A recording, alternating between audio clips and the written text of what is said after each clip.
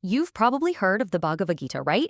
It's one of the most famous, most translated spiritual texts on the entire planet. But here's the thing, with so many versions out there, a huge question comes up. Are we actually reading the original message, or are we just reading someone else's personal take on it? Well, today we're going to dive into one very specific, highly influential edition that claims to have the answer. And you can totally see why it's so popular. I mean, the setting is epic. You've got this massive, world-changing battle about to kick off, and the hero, a warrior prince named Arjuna, is having a total crisis of conscience. And then his charioteer, who, plot twist, is actually Lord Kåñëa himself, starts this deep, profound conversation with him right there on the battlefield. They talk about everything: duty, life, the nature of reality, the whole shebang. And this brings us right back to the core problem, the one this As It Is edition claims to solve. Its author argues that most translators don't just translate, they interpret. He says that, driven by personal ambition, they end up injecting their own opinions, and in the process, they can distort the original spirit of the text. So to push back against this, the author came out with his translation, and he gave it a very, very direct title: Bhagavad-Gita As It Is. His solution to this whole problem of interpretation is actually radical in how simple it is. The whole premise is simple, but it's really powerful. The author compares the Gita to medicine. Think about it. You wouldn't just take medicine based on your own whim, right? Of course not. You follow the directions on the label. Well, he argues the Gita should be treated the exact same way. It has to be understood as directed by its original speaker, not through the filter of some later commentator. And the author, A.C. Bhaktivedanta Swami Prabhupäda, he really doesn't mince words. He claims that commentators who don't have a devotional understanding of Krishna are pretty much trying to banish or kill Krishna from his very own book. They're just inserting their own philosophies and completely obscuring the original message. So, what exactly is the As It Is approach then? Well, the goal is to present the Bhagavad-Gita completely raw, with no filtering, no personal bias. The whole point is to deliver the message exactly as it was intended by the original speaker, Lord Kåñëa. So the way it's framed, it all comes down to motive. On one side, you have commentators who are allegedly driven by their own personal ambitions, and the result of that, it's said, is that the reader gets misguided. But on the other side, the As It Is approach claims its only motive is to present the will of the Supreme, and the intended result? To guide the reader directly back to Godhead. The author is super clear about his role here. He's not trying to be an innovator or a modern reinterpreter. His only claim to any credit is that he presented the message as it is without changing a thing. But let's be real, that's a huge claim.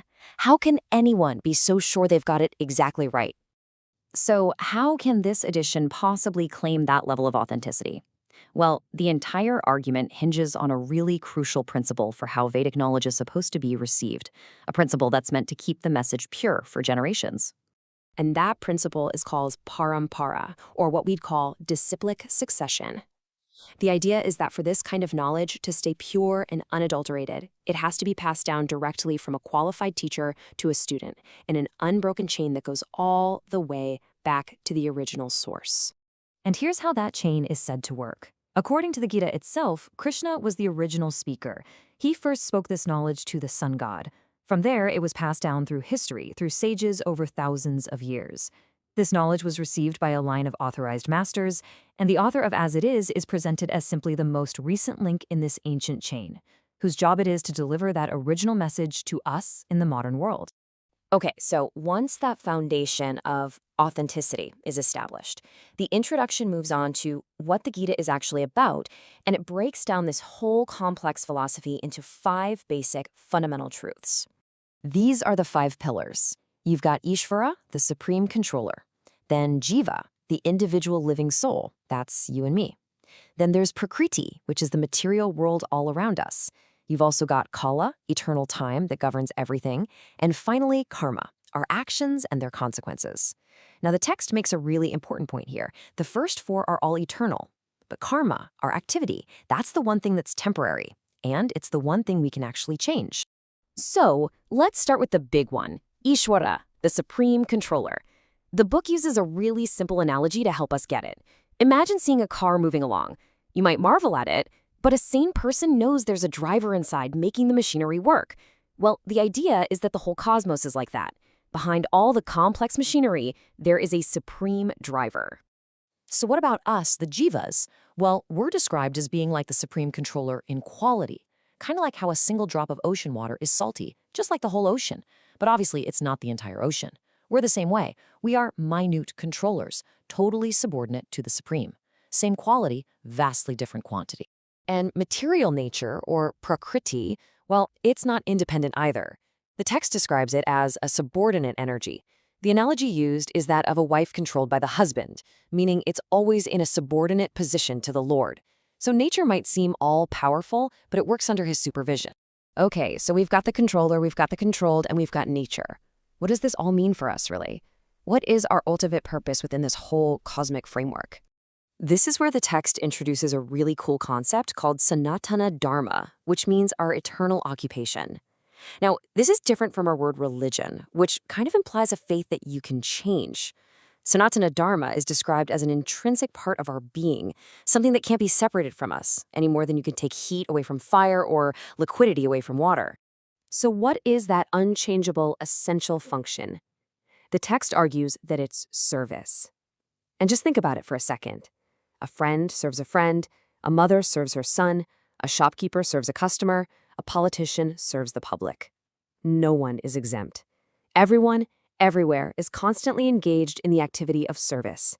It's our constant companion. So if service is just our eternal nature, then the whole goal of spiritual life is to perfect it. The Gita's message is basically this: let's shift our service away from all these temporary things and direct it back towards the Supreme Lord, the Supreme Enjoyer. It's about reawakening our original, eternal relationship with the divine. And the Gita offers this incredibly powerful assurance for anyone who even tries to take up this path. It says that even a little bit of advancement is never lost, and it can protect you from the most dangerous kind of fear. It's a path where you only gain, there's no going backwards. So ultimately, the As It Is edition meets a really powerful case that for ancient wisdom, the messenger is just as important as the message itself. And it leaves us with this critical question we should ask ourselves anytime we read a sacred text. Are we hearing the original voice, or are we just hearing the echo of its most recent translation?